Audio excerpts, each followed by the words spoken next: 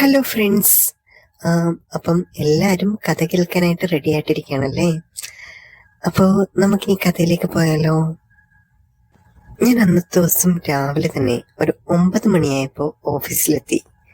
ഓഫീസിൽ ആരും തന്നെ ഇല്ലായിരുന്നു, ഞാൻ ഒറ്റയ്ക്ക് മാത്രമായിരുന്നു. പെട്ടെന്നായിരുന്നു സരിത ചേച്ചി അവിടേക്ക് കയറി വന്നത്. സരിത ചേച്ചി മറ്റാരുമല്ല, അവിടുത്തെ ജോലിക്കാരിയായിരുന്നു. ക്ലീനിങ്ങും പിന്നെ ചെറിയ ചെറിയ അല്ലറ പരിപാടികളും കാര്യങ്ങളൊക്കെ പുള്ളിക്കാരിയാണ് അവിടെ ചെയ്യുന്നതൊക്കെ. അതുകൊണ്ട് തന്നെ ക്ലീനിങ് കാര്യങ്ങളൊക്കെ ആയിട്ട് രാവിലെയാണ് പുള്ളിക്കാരി എത്തിയത്. എന്താണ് സരിതേച്ചി, മുഖത്ത് നല്ല ക്ഷീണമുണ്ടല്ലോ? അത് മോളെ, ഇന്നലെ രാത്രി ഉറക്കമൊന്നും ശരിയായില്ല. ഇവിടുന്ന് പോകുന്ന സമയത്ത് തന്നെ നല്ല തിരക്കല്ലോ. അപ്പം എല്ലാം കഴിഞ്ഞ് വീട്ടിലെത്തുമ്പം നല്ലൊരു സമയമാകും. അത് കഴിഞ്ഞ് ഉറങ്ങാനൊക്കെ എപ്പോഴാണ് മോളെ നേരം? അങ്ങനെ സരിത ചേച്ചിയായിട്ട് ഇങ്ങനെ സംസാരിച്ച് നിൽക്കുന്ന സമയത്തായിരുന്നു പെട്ടെന്നൊരാൾ കയറി വന്നത്. അത് മറ്റാരും ആയിരുന്നില്ല, എൻ്റെ കൂടെ വർക്ക് ചെയ്യുന്ന അനോജായിരുന്നു.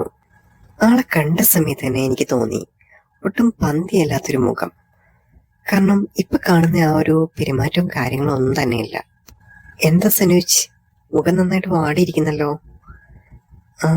നേരത്തെ കാണുന്ന ഒരു ലുക്സും കാര്യങ്ങളൊന്നും അല്ല, ആൾക്ക് എന്തൊക്കെയോ മാറ്റം വന്നിട്ടുണ്ട്. അത് കേട്ട സമയത്താണെന്ന് സരിത ചേച്ചിയും അവിടേക്ക് വന്നു. എന്താടാ മോനെ, നിനക്ക് ഉറക്കവും കാര്യങ്ങളൊന്നും ഇല്ലേ? നീ എന്നെ പോലെ എന്ന് വെച്ചാൽ ലേറ്റായിട്ടാണോ വീട്ടിൽ ചെല്ലുന്നത് എന്നൊക്കെ സരിത ചേച്ചി സംഭാഷിക്കുക ഇങ്ങനെ ചോദിച്ചു. അന്നേരവും സനോജ് ഒരു തല കുനിച്ചിട്ട് ആ ഒരു ലെവലിൽ ഇങ്ങനെ ഇരിക്കുകയായിരുന്നു. ആ ഒരു സമയത്ത് ഒന്നും ആള് മൈൻഡ് ചെയ്യുന്നില്ല. ആള് നല്ല ടെൻഷനിലാണെന്ന് എനിക്ക് മനസ്സിലായി കണ്ടപ്പോൾ തന്നെ. ശരിക്കും വന്ന സമയത്ത് തന്നെ നന്നായിട്ട് വിയർക്കുന്നുണ്ട് ആള്. അതുപോലെ തന്നെയാണെന്നുണ്ടെങ്കിൽ നല്ല ടെൻഷൻ അടിച്ചിരിക്കുന്നുണ്ട്. അപ്പൊ തന്നെ ഞാൻ അടുത്ത് ചെന്നു, എന്ത് പറ്റി, എന്ത് കാര്യമാണെന്നുണ്ടെങ്കിൽ തുറന്നു പറ. എന്തിനാണെങ്കിലും ഒരു പരിഹാരം കാര്യങ്ങളൊക്കെ ഉണ്ടല്ലോ, നമുക്ക് എന്താന്ന് വെച്ചാൽ ചെയ്യാം, നിങ്ങനെ ടെൻഷൻ അടിക്കല്ലേ എന്നൊക്കെ ഞാനിങ്ങനെ പറഞ്ഞു. അപ്പൊ അവൻ പെട്ടെന്ന്, എടോ, എന്റെ വിഷമം എന്താണെങ്കിലും അതൊരു പക്ഷെ തനിക്ക് പറഞ്ഞ് മനസ്സിലാവില്ല, അതെങ്ങനെ പറയണം എന്നെനിക്കറിയില്ല എന്നൊക്കെ അവനിങ്ങനെ ഫോർമാലിറ്റിയിൽ പറയാൻ തുടങ്ങി. അത് കേട്ട സമയത്ത് തന്നെ ഞാൻ അവനോട് പറഞ്ഞു, എന്റെ മോനെ സനോജേ, നിന്നെ ഞാൻ ഇന്ന് കാണാൻ തുടങ്ങിയൊന്നും അല്ലല്ലോ.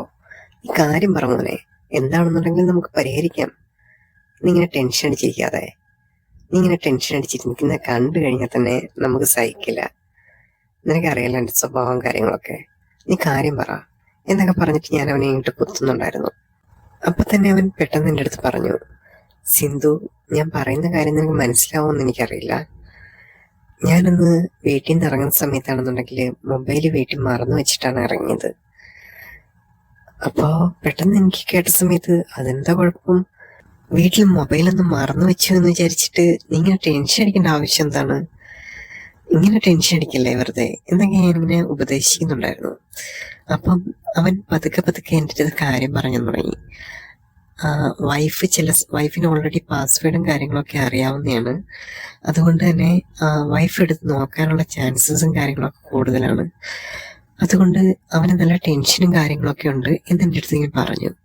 അപ്പോൾ ഓരോ കാര്യങ്ങൾ അറിയാൻ എനിക്ക് ഭയങ്കര ക്യൂരിയോസിറ്റി ആയി. കാരണം എന്ന് വെച്ച് കഴിഞ്ഞാൽ അപ്പം ഞാൻ അവൻ്റെ അടുത്ത് കൂടുതൽ ഇങ്ങനെ ചോദിക്കുന്നുണ്ട്, അല്ല, വൈഫ് അറിയാത്ത എന്ത് കാര്യമാണ് നിനക്ക് ആ ഫോണിനകത്തുള്ളത്? നീ ഇങ്ങനെ അത്രയ്ക്കും രഹസ്യമാക്കേണ്ട കാര്യങ്ങൾ എന്തെങ്കിലും ഉണ്ടോ അതിനകത്ത് എന്നൊക്കെ ഞാൻ അവൻ്റെ അടുത്ത് കൂടുതൽ ഇങ്ങനെ ചോദിക്കുന്നുണ്ടായിരുന്നു.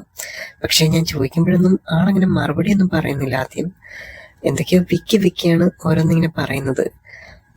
അപ്പോൾ അവനിങ്ങനെ പറയുന്ന സമയത്താണെന്നുണ്ടെങ്കിലും ഞാൻ അവനെ സമാധാനിപ്പിക്കുന്നുണ്ട്. നീ വെറുതെ ടെൻഷൻ അടിക്കേണ്ട ആവശ്യമൊന്നുമില്ല, നമുക്ക് എന്താണെന്നുണ്ടെങ്കിലും അതിനൊരു സൊല്യൂഷൻ കണ്ടുപിടിക്കാം എന്ന് ഞാനിങ്ങനെ പറഞ്ഞു. അങ്ങനെ ഞാൻ കൂടെ അവൻ്റെ അടുത്ത് നിർബന്ധിച്ചിങ്ങനെ ചോദിച്ച സമയത്ത് അവൻ ഓരോ കാര്യങ്ങളിങ്ങനെ പറയാൻ തുടങ്ങി. അവൻ്റെ ഒരു മൊബൈലിനകത്ത് കുറേ നമ്പേഴ്സും കാര്യങ്ങളൊക്കെ ഉണ്ട്. അതേപോലെ തന്നെ ഗേൾസിൻ്റെ ആണെന്നുണ്ടെങ്കിൽ നമ്പേഴ്സ് ഉണ്ട്. അതൊരു പക്ഷേ വൈഫ് കണ്ടു കഴിഞ്ഞാൽ നാളെ ഒരു പ്രശ്നമാകും എന്നൊക്കെ പറയാൻ തുടങ്ങി. അപ്പം ഞാൻ പറഞ്ഞു, അതിന് സൊല്യൂഷൻ കണ്ടുപിടിക്കാം, നിങ്ങൾ ടെൻഷൻ അടിക്കാതെ എന്നിങ്ങനെ പറഞ്ഞു. പിന്നെ ഞങ്ങൾ സംസാരിക്കുന്ന സമയത്താണെന്നുണ്ടെങ്കിൽ സരിത ചേച്ചി അവിടെ നിന്ന് ഓൾറെഡി മാറിയിരുന്നു. അതുകൊണ്ട് തന്നെ എനിക്ക് കൂടുതൽ കാര്യങ്ങളാണെന്നുണ്ടെങ്കിലും അവൻ്റെ അടുത്ത് ചോദിക്കാൻ എനിക്ക് പറ്റിയിട്ടുണ്ടായിരുന്നു. അപ്പോൾ പിന്നെ ഞങ്ങളുടെ സ്റ്റെപ്പ് എന്ന് വെച്ച് കഴിഞ്ഞാൽ ആ ഫോൺ എങ്ങനെയെങ്കിലും അവിടെ നിന്നിട്ട് മാറ്റുക എന്നായിരുന്നു. ഞാൻ ഉടനെ തന്നെ എൻ്റെ വണ്ടിയും കാര്യങ്ങളൊക്കെ എടുത്ത് അവനെയും വെച്ചിട്ട് ഞാൻ അവരുടെ വീട്ടിലേക്ക് പോയതിന് ശേഷമാണെന്നുണ്ടെങ്കിൽ ഓൾറെഡി വൈഫ് അവിടെ ഉണ്ടായിരുന്നു. ആ സമയത്ത് ഞാൻ പുറത്ത് നിന്നായിരുന്നു.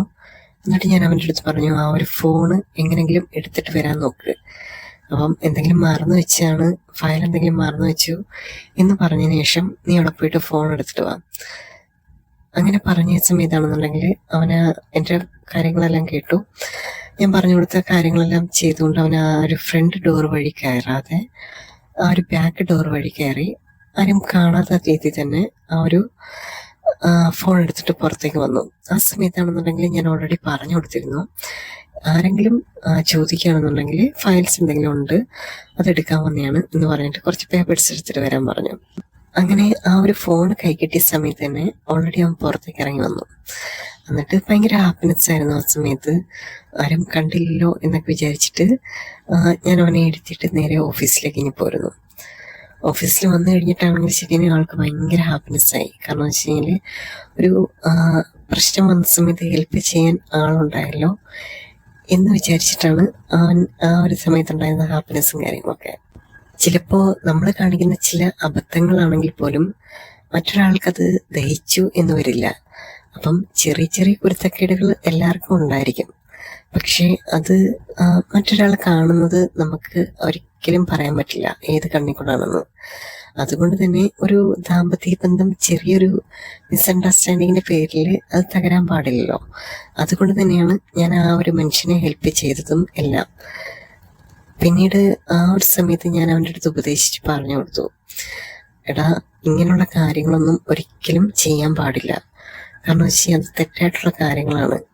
അപ്പം നിനക്ക് ഇതേപോലെ നല്ല സുന്ദരിയായിട്ടുള്ളൊരു വൈഫുണ്ട്, അതുകൊണ്ട് തന്നെ അതിൽ തൃപ്തരായി അങ്ങനെ നിൽക്കാൻ പഠിക്കുക, അല്ലാതെ മറ്റുള്ളവർക്ക് ബുദ്ധിമുട്ടുണ്ടാക്കരുത് എന്നൊക്കെ ഞാൻ അവൻ്റെ അടുത്ത് പറഞ്ഞു കൊടുത്തു കേട്ടോ.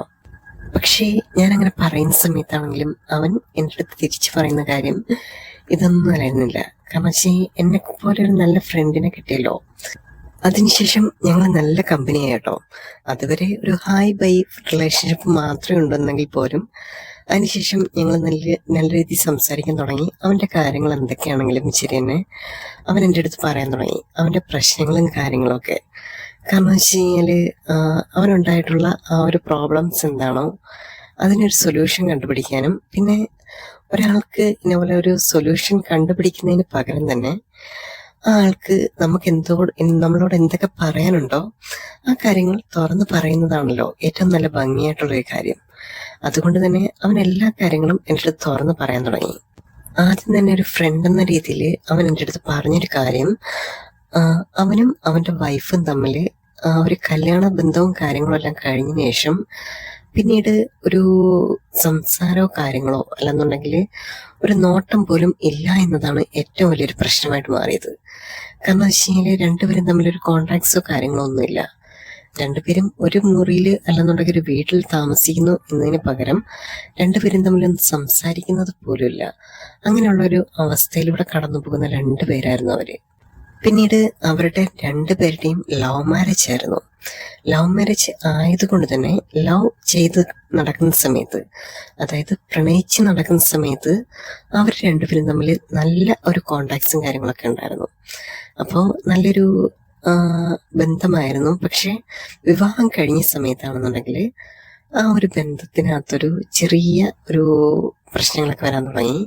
കാരണം വെച്ച് കഴിഞ്ഞാൽ പ്രണയിച്ച് നടന്ന സമയത്തുണ്ടായിരുന്ന ആ ഒരു സുഖവും കാര്യങ്ങളൊന്നും വിവാഹത്തിനോട് ചേർന്ന് അവർക്ക് കിട്ടുന്നുണ്ടായിരുന്നില്ല.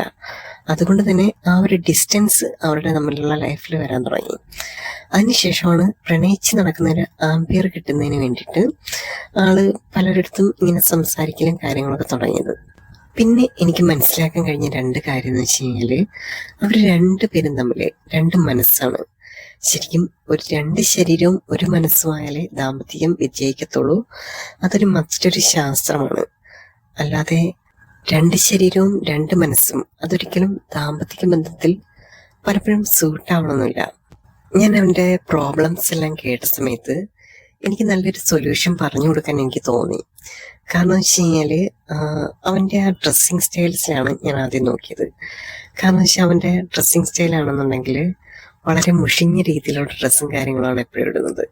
അതായത് നരച്ച് ഒരു വൃത്തികെട്ട രീതിയിലുള്ള ഡ്രസ്സും കാര്യങ്ങളൊക്കെ. അപ്പം ആദ്യം മാറ്റം വരുത്തേണ്ടതെന്ന് വെച്ച് കഴിഞ്ഞാൽ ആ ഡ്രസ്സിങ് സ്റ്റൈൽ തന്നെയാണ്.